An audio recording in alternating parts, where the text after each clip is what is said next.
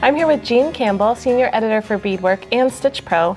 And Jean, today we're talking about bohemian jewelry. So this is a great way to add some style, loopy style to your pieces. Well, fringe is a great bohemian look.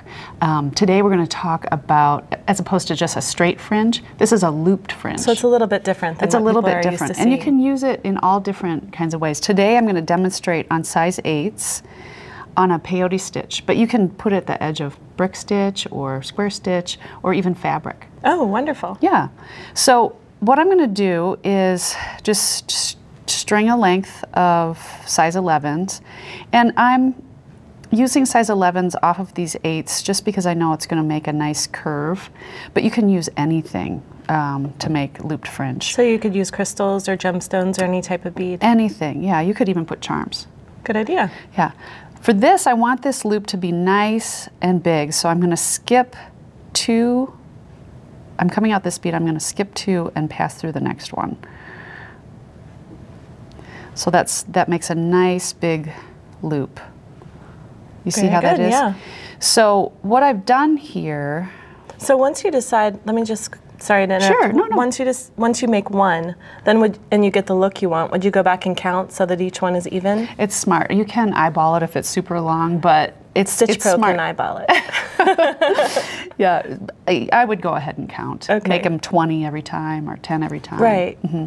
And that's what I've done here so that you can see it a little better. I added 20, passed through the next one.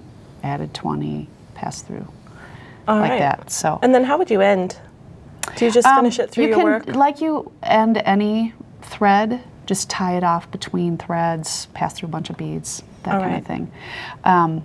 Another way that you can make this big loopy thread fringe is to make that initial loop, and then before you pass through your next one, you're going to loop that strand behind the next one and pass through so that you get this kind of twist. I love that. Yeah, it does look twisted. It's kind of a nice thing because it adds a more dimensional look. Right, that is a great fringe. way to add some dimension.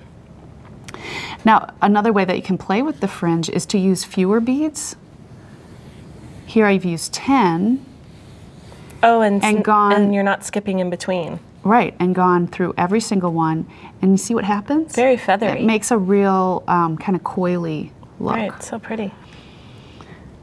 Now here's another, I love this one. This is a rope edging, and I only used 5, and this is along the edge of a peyote stitch piece or a brick stitch piece.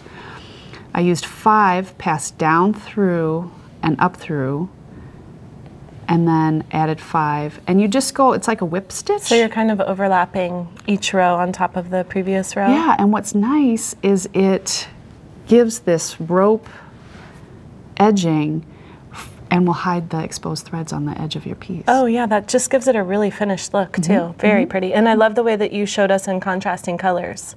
But you could also use a monochromatic effect if you wanted to. Yeah, or and again, you could really you could add little crystals to that or anything. Oh yeah, good idea. Yeah. Let's take a look at this little flower. So this is an example of the fringe too. Yeah, this is just a really simple flowery edging, and that's that whole bohemian style. Oh, definitely. And a nice way to add a fluffy effect.